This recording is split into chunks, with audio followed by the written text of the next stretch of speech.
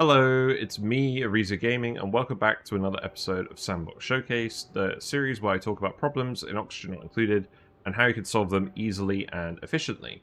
So today, I want to talk about Oxyferns, which are a pretty neat plant you can find in the forest biomes at Oxygen Not Included, and this plant will consume carbon dioxide in the atmosphere and turn it into a much larger amount of oxygen that your duplicants can breathe, which is obviously very useful.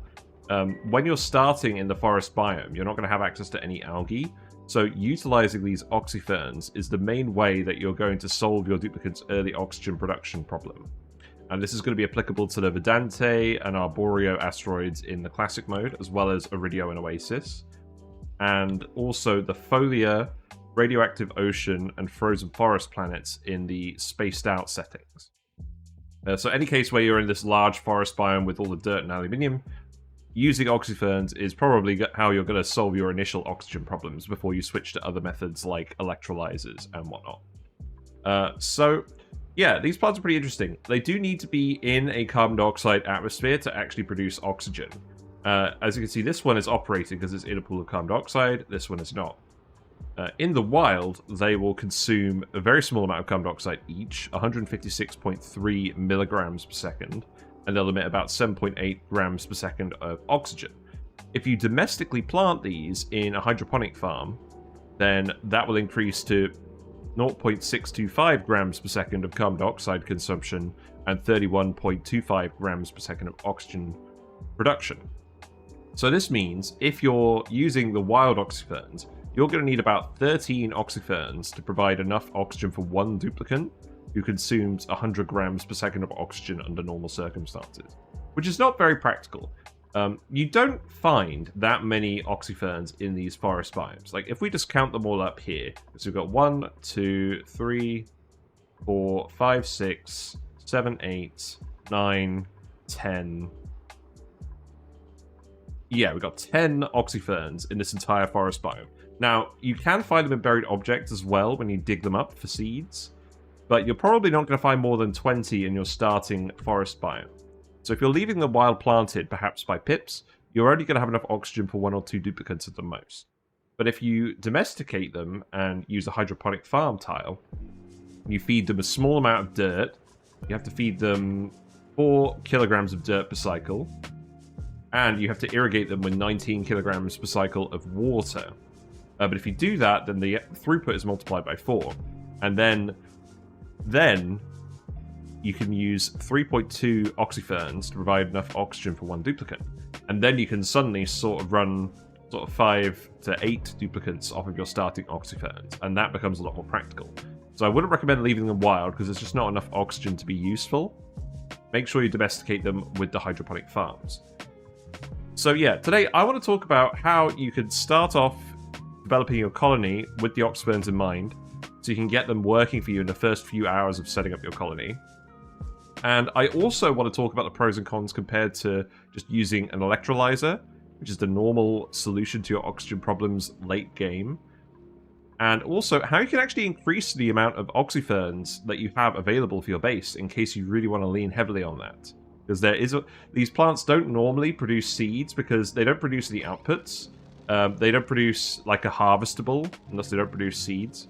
They just work constantly like a Weezewort does. But there is a way to duplicate the seeds, and I'll show you how to do that too. So, starting off, let's just have a look at this forest biome and how we'd want to set up our base with these oxyferns in mind. What you want to do is you want to make sure that all of the carbon dioxide in the area sinks to the bottom of the map.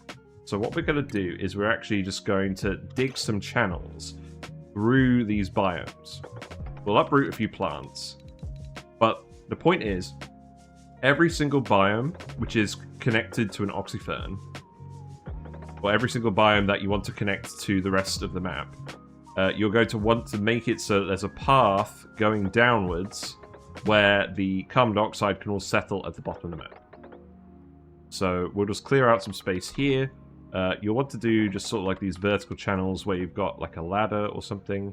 You may even want to tile up cases here so that the carbon dioxide doesn't accumulate in these little pockets. So it doesn't really matter what material you use. You'll usually have igneous rock for this in the forest biome, so just some igneous rock tiles will do. And we're just going to keep going through and clearing all of the space so we can access all of the plants, dig up all of the Oxyfern seeds once we actually want to use them. And then we'll just connect everything up. So you could do a little path downwards like that, so you can just climb down there. We'll grab this oxygen as well. That's all good. This area over here with the teleporter looks a little bit annoying. Maybe we'll just dig down here. This sort of area here. Now, because we're on the radioactive ocean planet in this case, we're directly connected to this extremely cold radioactive biome. So what I think we're actually going to do is we're going to make the bottom of our base at this sort of level where it's not too cold. And then we'll go and hook up all these water sources later, but you'll have to make sure to pump out all this water before it freezes in case. But the long and short of it is, we're going to make the bottom of our base here. And this is where we're going to put all of our Oxyferns. We're going to put all of our Oxyferns along the bottom of the map, so that all the carbon dioxide can accumulate. And what we'll do is we'll put a layer of insulated tiles at the bottom, so that there's not going to be any major cold creeping in from this radioactive biome, or if we're doing this on, say, Oasis, so that any heat is creeping in from the outside of the map. You're going to make sure that your Oxyferns are at a comfortable temperature. They will work between 0 and 40 degrees C, so there's quite a lot of leeway in that temperature range, a bit more than when you're normal plants. So yeah, we'll just clear this out, and then if you're doing this with your duplicates, they're obviously just going to want to build ladders, so they can connect to everything. So let's just hook up some ladders quickly. And then your duplicates will be able to access all of the Oxyferns on the map and dig them up. We'll just put another ladder here. Another ladder here. Seems fine. Maybe we'll do it across here, actually. They can just go over like that. We'll clear out a little bit of space over here as well, because we're probably going to build a fair amount of stuff down here next to where our oxygen is being produced. And we'll just remove these plants here because they shouldn't be planted here. Mr. Pip is looking very sus. And likewise, we'll also hook up some ladders here, and then we'll remove this. So just one access to the Oxyfern route. So now that we have access to the whole forest biome, and we can start collecting the Oxyferns, and we can start planting them. So what I would suggest is raise up the areas where you're not planting your Oxyferns. Sorry, Mr. Pip. You're going to go. And we're going to put them down here. So let's just put in some doors so we can seal off the room. And in this case, we have 10 Oxyferns. So what we'll do is we'll put in 10 hydroponic farms. You can find them in the food tab. You just make them out of whatever metal ore you have available. So that would be aluminium ore in this case. It doesn't really matter too much where we put them. You do need to make sure that the farm level is the same as your floor level. So let's actually put the doors. Let's actually put a door here, and then we'll put in farms. So put in 10 farm tiles. They're going to run along like this. Clear these out. There we go. That's 10 farms. I can indeed count. That's a good thing. So we'll put that there. And then, yeah, we'll just raise this level up so that all the CO2 makes it to this level of the base. And then you'll just want to grab your Oxyferns and plant them in here. So in this case, we'll just spawn in some seeds, just to show you. So,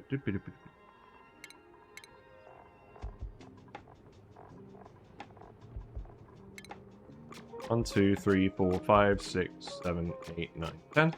There we go. We'll just get the duplicates to hook them up over here.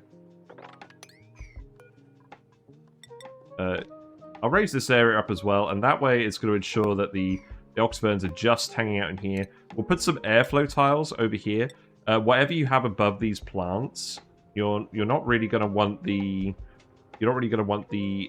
airflow access from the oxygen that they're producing to be blocked.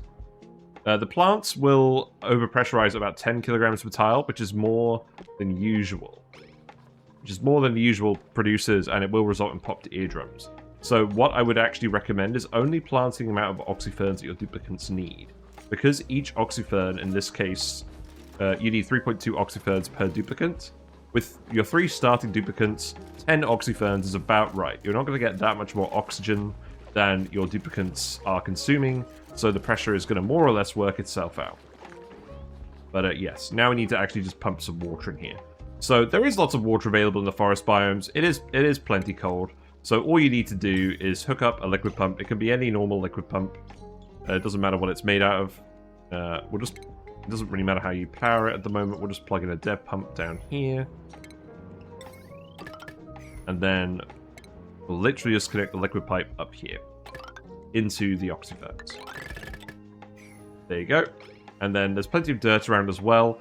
So you'll want to grab the dirt and put it in the farms. You can do this with mechatronics as well. What you might be doing later on is you might be ranching pips for food. The pips will eat the arbitraries and turn the plant growth into dirt. So that's a good source of dirt for these, and it's quite easy to get the pips up and running. So now they're planting Oxyferns, they're growing because they've got the water. And now that these are domesticated and they're in the carbon dioxide pressure, they are producing the maximum throughput. It's very important that you don't accidentally spill liquids down here, because the plants produce their oxygen based on the... Okay, let's actually dig up some more of this stuff. The plants produce their oxygen based on the gas pressure over here. It looks like we've got a farter here. Great, well, good luck. So if we, say, cover this with a liquid, like a small layer of water, because it dripped down here, what you'll notice is that the throughput of the plant will actually decrease. So here you can see it's actually fluctuating a fair bit, but it's still below the maximum level. So it's very important that when you're setting up your Oxyferns, you're sweeping... You don't let any liquids drain down here. It may actually be... You may actually want to have like a mesh tile down here, so all the liquids can just collect into a mesh tile underneath where the carbon dioxide would settle. Maybe and fill it with a little bit of water preemptively so the carbon dioxide doesn't pool there. So we'll just put in a little bit of carbon dioxide just to remove all of that. And we're going to go replace our flatulent dupe, because you don't want any natural gas hovering around down here either. That will also disrupt the maximum throughput of the Oxyferns. So yeah, we're going to be getting rid of... I think it's Harold. Let's see. Yes, it's Harold. Sorry, Harold. You're going to go. Goodbye. We're gonna replace you with a new duplicate. If you have any flatulent duplicates, do not keep them in the area with the Oxyferns, or you're gonna have a bad time. So yeah, we'll get rid of this natural gas and then we'll come back. So we've removed the flatulent duplicate, and now we've just got the Oxyferns, and they're all working pretty much at maximum flow rate. So there you go, Oxyferns solved. However, there's still a few questions left to answer. So first of all, when would you actually use these Oxyferns instead of just hooking up an electrolyzer? So, because the Oxyfern seeds don't naturally multiply, if you are just digging them up, you're going to be limited to a very low throughput of Oxyferns overall. Whereas, with electrolyzers, you can just keep building them based on how many water geysers or whatever you have available, and produce as much oxygen as you could ever want for however many duplicates you ever want. However, as we talked about in the electrolyzer spawn video, the oxygen and the hydrogen that comes out of these things is always 70 degrees C, or hotter if the input materials are hotter. So you are going to have to cool down the oxygen that comes out of these things if you're planning on running your base off of them long term and not overheating everything. If you have cold water, that's going to pump into here and turn into hot oxygen, which you're going to need to cool, which is not ideal. Whereas, if you put it in the Oxyferns, yes, it requires a little bit of dirt to fertilize, but A, you're getting more oxygen out per unit of water, and B, that oxygen is going to be the temperature of the plant, not 70 degrees C. So with cold water, it's strictly better from an energy point of view, because you don't have to cool anything. But late game, most of your sources of water are going to be hot, unless you've got like a cool slush geyser that you're sieving, or whatever.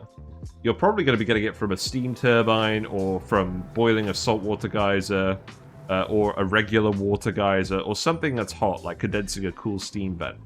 So what do you do if your water source is hot? Let's actually investigate this. So we're going to put in a... Yeah, we're just going to put in a little water geyser. Let's spawn it in, just to illustrate this. Yeah, so it's going to go here. We're just going to surround it with insulated tiles in this case.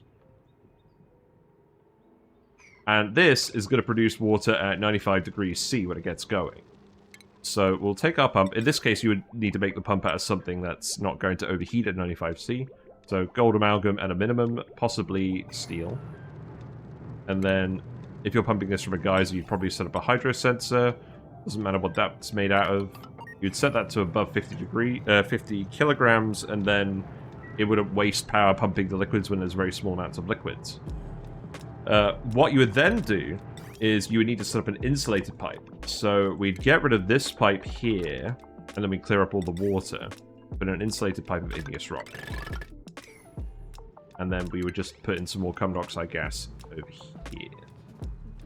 And that's going to clear all the water away. But yeah, this water's coming out at 95 C. And the thing is, if you feed the plants hot water, some of the temperature from that water is going to get transferred over to the plant. But using insulated pipes limits the rate of temperature transfer to the point where it's fairly feasible to manage. So we'll see this in a minute when it starts pumping. But the temperature is going to start rising by sort of a fraction of a degree per second. And then what we can actually do is we can actually run a cooling network going past... We can actually run a cooling network going past the air. Because the actual output temperature of the oxygen only depends on the temperature of the plant. It doesn't actually depend on the temperature of the input water. So we're currently feeding it with the 95 C water. It's about 94 degrees here. If we actually look at the temperature of the plant, it's increasing by 0.1 degrees every, what? I don't know, about every 10 seconds maybe? So if you use an insulated pipe made of a fairly insulative material like igneous rock, the temperature rise isn't too absurd. So then what you would want to do is you want to set up a cooling loop. So very quickly, we're just going to set up a little cooling loop in here with a steam turbine. Now, you're probably not going to have to worry about setting up a cooling loop for your Oxyferns until you've run out of cold water from other sources. So you probably will have access to plastic by then. There are other ways of cooling down a thermal aquatuner, like using the ice maker, like we've discussed in other videos. But I'm just gonna show you a normal steam turbine setup just to illustrate what's going on here. So put the steam turbine up here. Doesn't really matter what material you make this out of. We're going to put in the thermal aquatuner. This will probably need to be made out of steel or possibly gold amalgam if you're using a conductive liquid on the bottom, but I'm just going to assume you're doing it all with just water. So I'll put in the thermal aquatuner here. This is just going to be our normal sort of cooling loop, so you want to set up insulated pipes in here. You will want to bring the pipe down here past the intake. You'll want to set up a liquid bridge that goes over here, and then any excess water that's not going into the thermal aquatuner because it doesn't need cooling will bypass it and come out the top. And then you connect the output of the thermal aquatuner to the end of the bridge, and then you run that pipe up here for the cooling loop. And what that will do is it will make sure that it's prioritizing cooled liquid over recirculating, but once no liquid needs cooling anymore, it will just recirculate all the liquid. So we'll put that in here. We'll use a radial liquid pipe to cool everything down. Doesn't matter too much what material you use for this. Aluminium is the best, and if you're on the forest biome and you're doing this, you'll have access to aluminium ore, so you might as well make some aluminium for this. And what we'll do is we'll actually we'll run it up here, and then we're going to run it back down here. Then we're going to reconnect it at the bottom. That's going to go in here. And then we're just going to actually extend this cooling loop up here so that it runs past the Oxyferns. So we're going to put a bridge here. In this case, because we have the insulated tile here and then the hydroponic farms, this shouldn't leak any heat out of the base or out of the pipework except for the cooling loop. So it should be fine, because we're not using the bridge to bypass the insulated tile. Never put the bridge between insulated tiles like this. Otherwise, you're going to leak heat through the insulated tile. But we're not doing that in this case, so it's fine. And then we'll put more of the radiant liquid pipe up here and just run it past the Oxyferns. So that's the cooling loop. We would put a liquid thermopipe sensor on here. That would connect up to the thermo aquatuner. So that would go in here. And we'd set this to a temperature, send a green signal if above the comfortable sort of base temperature. So I'm going to say, let's say 20 degrees. If the liquid's above 20 degrees, it'll get cooled by 14 degrees C by the thermo aquatuner. And again, we're just going to plug this all into the conductive wire. It doesn't really matter what's going on with power for now. I'm just showing you what would happen. So let's go get hooked up. You would need to dump the output of the steam turbine, the 95 degrees water, down here. It doesn't matter too much where you put that, so we're just going to dump it in this corner here in this case. And then you're going to want to fill up the loop with your liquid of choice. I would recommend using polluted water when you're in a forest biome doing this. Because it has a better temperature range than normal water, but it actually has the same specific heat capacity. So we'll just set that up and we'll be right back. So we're back. I just put a dev liquid pump to illustrate this. And we'll just put in some polluted water into the cooling loop. And what we'll do with this polluted water, we're actually going to feed it around the other side. And what we'll do is we'll put a bridge here after, such that the output is after the output of this bridge. So what that will do is it'll fill up the cooling loop enough that it fills up, but it won't overfill it so that all the machinery stops working. Looks like we've got a random packet of water in here, so let's get rid of that. I'll come down there, and then that's all going to fill up. Now, because you are going to have carbon dioxide in here, carbon dioxide is not a very conductive medium, and we can't put a liquid down here because, as we discussed, that will reduce the throughput of the Oxyfern significantly. So you'll want to put some temperature plates up here. It doesn't matter too much what you make them out of. It takes the duplicates a while to build them in the early game. If you have diamond or aluminium refined, those are the best materials to use, but we're actually just going to build it out of granite because that's what you're going to have available for now. And all you need to do is space them out over here. You don't necessarily want them transferring heat into the insulated tiles, but you just want it so that it's exchanging heat between the pipe and the carbon dioxide and whatnot. And that's really going to help you a lot with that. Hello, it's Future Ariza Gaming. I just wanted to say, put the temperature plates so that they're directly connected to the hydroponic farm tiles. This will really help with the conduction of the heat away from the pipes, and it should cool down the plants to a lot closer to environmental temperature. In this case, I've just put granite on all of these tiles here that aren't connected to the insulated tile, and then in the second row as well, and that makes a big difference. Okay, bye for now. So we're cooling down the polluted water in this loop so that it's at a reasonable temperature. And if we leave this running for a while, now you'll see that the temperature of the plant is rising, but it is eventually going to stop rising. So what we'll do is we'll just we'll speed it up to speed 3, and we'll come back to this in a minute. And essentially, the principle behind this is, instead of cooling the water down to 40 degrees C, which requires a lot of power if you're doing it with a thermal aquatuner, it's going to require, based on the throughput of the Oxyferns, it's going to require about 7.28 kDTUs per second of cooling per Oxyfern. And that's if you're only feeding them enough water through like a valve or something. But if you're actually not doing that, it's going to be even more cooling required to make sure that you're not leaking all the heat out of the pipe. You're going to want to put some water in here as well, by the way, the aquatuner chamber, and you're going to need some conductive medium in here. So you're probably going to need, say, I don't know, like a little bit of water on the bottom, like say 100 kilograms, and then everything is going to conduct heat in here, and this chamber is going to work properly again. But yes, if you're actively cooling all of the water, that is going to be a lot of power used for cooling. However, in this case, all that we actually need to do is cool the air. Because oxygen has a much lower specific heat capacity than water, it's going to save us a lot of power on cooling. It's going to end up being about 1.73 kDTUs per second of cooling per plant. In this case, we're also using the thermal aquatuner to cool down the steam turbine. You could set up a self-cooled steam turbine in this case, but we're using it as an active cooling loop anyway, so we might as well actively cool the steam turbine as well. That's all fine. So yeah, now you can see the loop's running, it's stopped filling, and the temperature of the plant is slightly higher, but it's not going to exceed drastically what the actual temperature of the cooling loop is. You can see it's dropped down again now. So this is going to ensure the Oxyferns keep working even if you are filling them with hot water.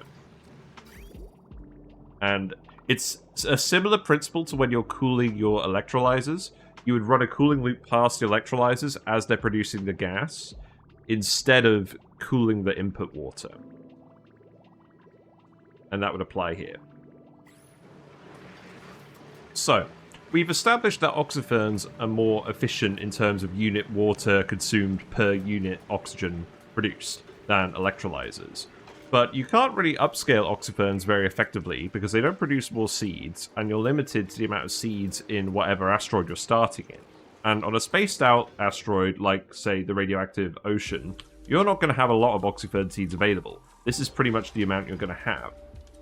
What if I told you there was a way that you could duplicate seeds so that you can get as many Oxyferns as you want? And then if you have reliable cold water sources, you can just feed it to Oxyferns instead of electrolyzers, and you can save all that power and cooling. And if you don't need the hydrogen, then you're just getting more oxygen out. It can be a decision to make, so why not do it? So I'm going to show you how you can duplicate your seeds, and this is going to go over here where we put the electrolyzers. So what we're going to do is we're going to set up a contraption that uses auto sweepers to divide seeds into subunit parts, because you can plant 0.1 of a seed in a farm tile and it will still grow as a whole plant. So it's kind of complicated. The overall concept, I think, is best communicated in Numa Plays video, where he shows a variety of different builds and how you can use it for a variety of different plants. But I think the main case you'd probably want to use it is duplicating Oxyferns, because you just can't acquire more seeds otherwise.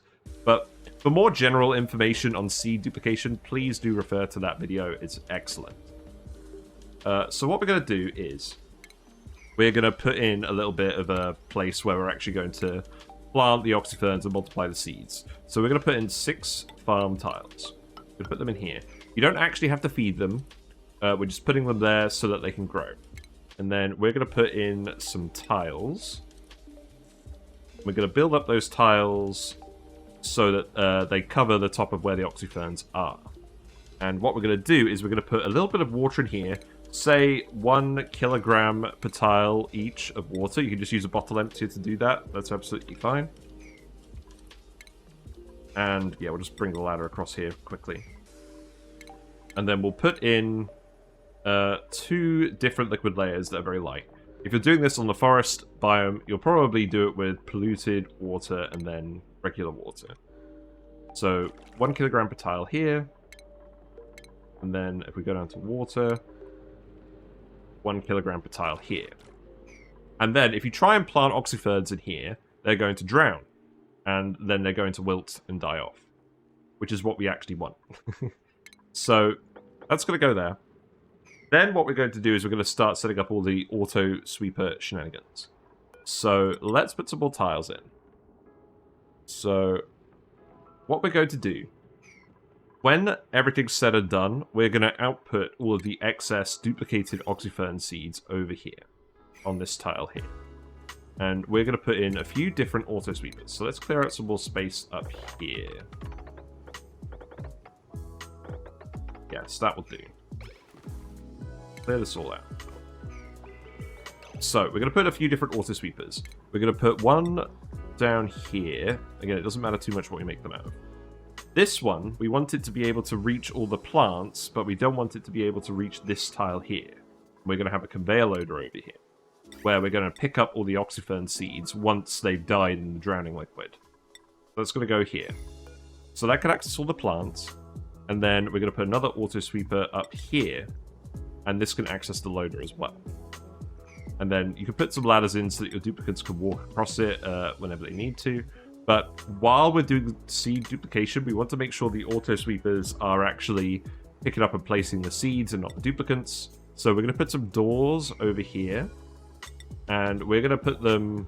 We're just going to lock them with a switch. Like a manual switch. For Because you're going to have to pay a little bit of attention to this while duplicating the seeds, because you have to manually reset each tile to grow a new plant after each plant drowns. So we'll put a little wire here. We're just going to send it down here, around here. It's just going to come up here. And then you can turn these doors on and off. The duplicates can either wander through when you're not doing it, or you can stop them when you are doing it. Now onto the actual duplication bit. So we're going to put in a few tiles. We're going to put in some weight plates. So we're going to put in a tile here and 2 weight plates here. Doesn't really matter what you make these out of. But the main important thing is that you're positioning the weight plates relative to the auto sweepers. So this auto sweeper that can reach the conveyor loader can't reach either of these 2 weight plates. This auto sweeper can reach this weight plate, but not this one. We're going to put a 3rd auto sweeper up here. And that is going to pick up the seeds and do the actual duplication process. What you're going to want to do is you're going to want to put in a loader here where the port is directly over the middle weight plate. And then what we're going to want to do is we're actually going to want to fill this up with 999.9 kilograms of something. So let's actually just put in a little tile to demonstrate this. What you would need to do is you would need to sort this out perhaps with conveyor meters or some other means. But what I'm going to do in Sandbox mode is we're just going to put in a 1,999.8 kilogram tile of algae. We're just going to get someone to dig it out. So Maria is going to be the lucky sod that digs this out. And then what we're going to do is we're going to load this with just the algae. And we're going to allow me to use in this case. So, well, what we actually need to do, you need to put a conveyor rail here. But we're not actually going to be taking this material anywhere. We're just doing it so that we can have a area where there's only 0.1 kilogram of spare capacity. So the duplicates are all over here now. Great. All of you get out, please. Come back over here.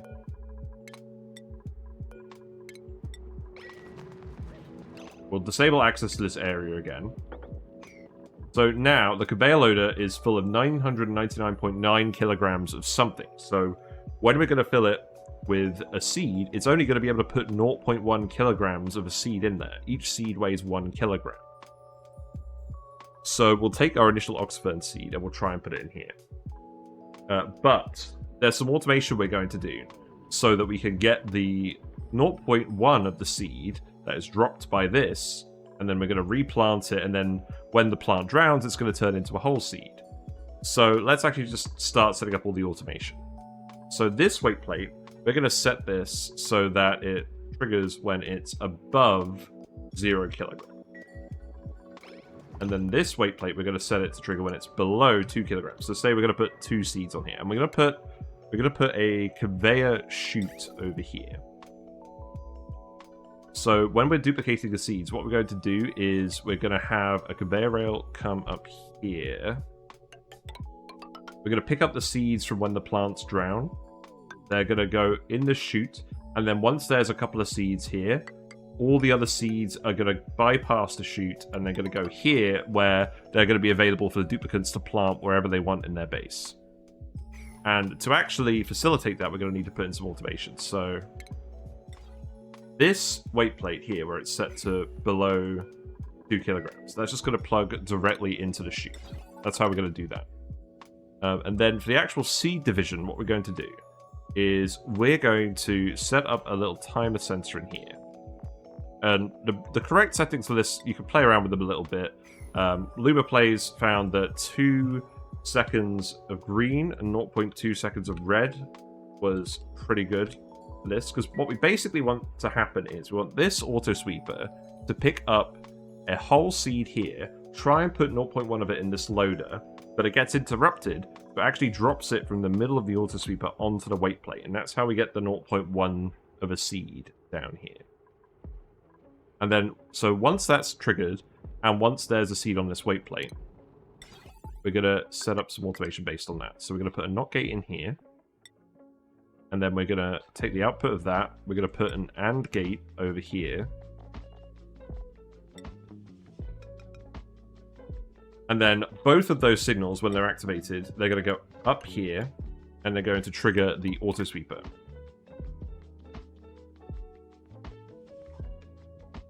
So let's just demonstrate what's going to happen now. So we'll put a single Oxyfern seed over here.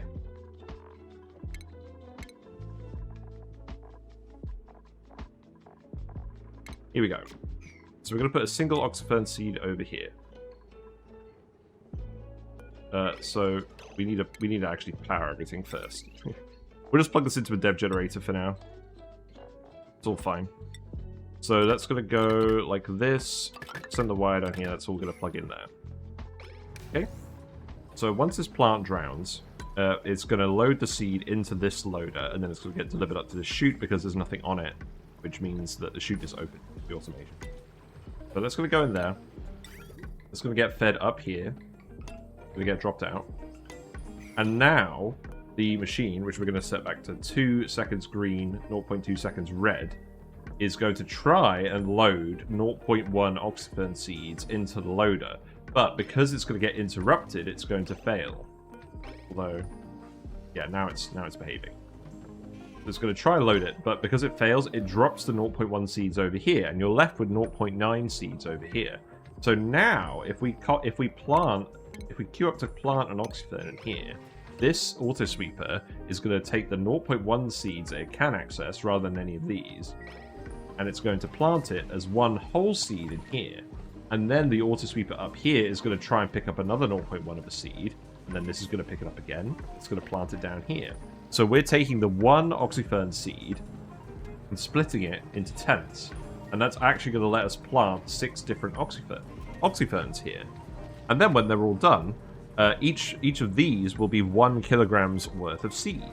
And then when this weight plate actually fills up with, say, 2 seeds, just so we have a starting point, then all of the excess seeds will get dumped off here. And then your duplicants will be able to access this when you're done with all of this, and actually plant them and multiply up your Oxyfern operation down here. Now, if you're setting up a large Oxyfern operation, you are going to want to mechanize this with the dirt. It's relatively simple what you would do for this. In this case, we've got 10 in the room. You can't quite cover it with one auto sweeper. We'll just put in 2 auto sweepers. They'll share access to all of these tiles. You just have a conveyor receptacle in here. Plug all of this in to whatever wire you're using. And then you would just literally have a dirt source. You just literally have a dirt source. Could be anything. I think it would usually be pit branches on a map like this. And then you just dump that in here. Bob's your uncle. Then that's all mechanized. And as you multiply your Oxyferns, you would spread it out. So now we've taken one of these seeds. We've got another seed coming up here. Now there's 2 seeds on here, so the chute shuts. And all of the excess Oxyfern seeds are going to go over here. Going to come out past chute, and they will be available for general use. Now, the one caveat of this setup is you do need to keep manually queuing up Oxyferns to get planted to actually get this to work. But once you've got the machine set up like this, with the 999.9 kilograms of material in the conveyor loader, you can just keep doing this and get however many seeds you want. Because it takes about 100 seconds to actually drown each plant, what you might want to do, which Luma Plays also recommends, is set up a filter gate to the weight plate in here. So once the weight plate has triggered for long enough, i.e. all of the plants are planted, you can then have it set to, say, 60 seconds, because it'll take a little bit of time to plant all of them based on the auto sweeper behavior. And then you can have that set up to a notifier over here. And then you can just set that to go off and say planting time or something stupid. And you can even pause and zoom it if you want. And then it'll let you know when everything's actually going to be planted.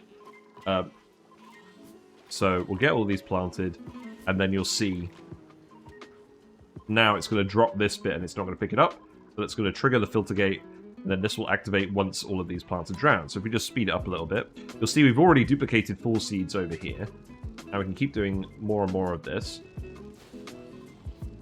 The actual rate of seed production is pretty high, and considering each plant is going to be consuming... Oh yeah, there we go. So that's actually triggered now. So maybe we set that a bit early. You could set this to, like, say, 80 seconds. Somewhere between 60 and 100 seconds is probably the best overall value. It will remind you to come and activate this again. And then once you're finished with all of your duplication, you can just open the doors, and then your duplicates can just walk through here normally again. They can't access any of this stuff up here, so that's not going to break. Be mindful of where the auto sweeper range is. If you are building more stuff in this area, you may just want to enclose this in tiles. But you don't necessarily need to for it to work. But this will effectively let you get as many Oxyferns as you want. Now, one thing I would say regarding this is, if we're taking our approach from the start of the run, where you're letting all of the carbon dioxide on the map just fall down to the bottom of your base, you will need to expand the Oxyferns across the bottom of your base where all the carbon dioxide is accumulating. Alternatively, what you could do is you could set up perhaps different layers where you could have carbon dioxide gas get pumped in at different layers to satisfy the pressure. But I find it's quite neat just to let the carbon dioxide accumulate, because each duplicate breathes out the same carbon dioxide proportion that the Oxyferns produce. So if it's just duplicates and Oxyferns, provided you have just a little bit... Yeah, there we go. Provided you have just a little bit of carbon dioxide on the bottom, it should more or less keep in equilibrium. So what you could do is you could literally dig out the entire base of the habitable area of your asteroid, fill it with Oxyferns with the seed duplication, and then have your exosuit dock with the liquid lock, and then your duplicates can use that to go underneath your base into, say, the radioactive biome, and do all the other stuff down there. And yeah, that's basically it. Basically it. So let's just actually plant some more of these, and then we'll do the outro. So yeah, that's basically everything I have to say about Oxyferns. Overall, they're pretty valuable plants for getting set up in the early game in the forest biome. Because you can just put the cold water in and they'll produce cold oxygen out. You don't have to worry about all the heating and cooling in the early game. Later game, when you are hooking up hot water sources, such as water geysers, steam turbines, condensed cool steam vents, etc., all you need is a little bit of a cooling loop that's going to run cold water past the plants, and then you can still just feed them the hot water through the insulated pipe. All you need to do is cool down the atmosphere, use some temperature plates, and the plants won't heat up significantly. Everything will stay at a comfortable temperature for the base. And yeah, that way you can run your Oxyferns into the late game without really worrying about what temperature your input water is. And also, if you want to multiply them, let's say because you're not interested in the hydrogen from a SPOM, or you have plenty of dirt and you just want to get more oxygen out of your water, or you have a cold water source permanently, such as a cool salt slush geyser or a cool slush geyser that you're filtering to get cold water for these, and you're happy to keep running them, you can duplicate the Oxyfern seeds using auto sweepers and the related trickery. So all you actually need to do for that is set up auto sweepers in an arrangement with some weight plates, get this auto sweeper to drop fractions of a Oxyfern seed onto a weight plate, use another auto sweeper to deliver it to all the tiles as you go, and then it will plant those fractions of seeds. They will grow whole plants, which will then drown in the two liquid layers here. If you cover the polluted water with regular water, it won't off-gas either, which is nice. And then the whole seeds that these things produce in the end will get loaded in here, and the excess seeds can get taken off here. And you can set up as many Oxyfern seeds as you want using this technique. You could also use this technique to just actually multiply wheezeworts and other limited plants. It's not just Oxyferns. And if your duplicates don't have a lot of farming skill, you could use this to multiply other crop seeds as well. So you can get a large amount initially. This could be very relevant for stuff like, say, like bristle blossoms and bog buckets if you're trying to grow them for food and you don't have enough to really get started with, and you need to start farming them suddenly because you haven't stored up enough food. You can set up a seed duplicator like this and it will work fairly quickly. All it really requires is some automation, a little bit of mechatronics with the auto sweepers, a little bit of refined metal, but nothing too advanced is needed. But yeah, that's basically my thoughts on Oxyferns. Pretty Pretty handy plants, nice way of keeping a more temperature neutral base, very useful on the forest biomes. But yeah, let me know in the comments how you like to use Oxyferns. We're going to be doing a comparison video with alveoveras, the new plant in the Frosty Planet Pack DLC. We're going to be weighing up the pros and cons of each, because unlike Oxyferns, alveoveras do produce extra seeds, but they're a bit more fiddly to get working, especially perhaps in the late game, where they require a lot of work. But yeah, we're currently streaming live on Twitch. We're doing Blasted series. Not currently using Oxyferns, but we've done lots of runs where we have used Oxyferns. Not exactly with the seed duplicator, but just with the general principles we've talked about earlier. So if you want to see more of my Oxygen Not Included content, feel free to have a look there.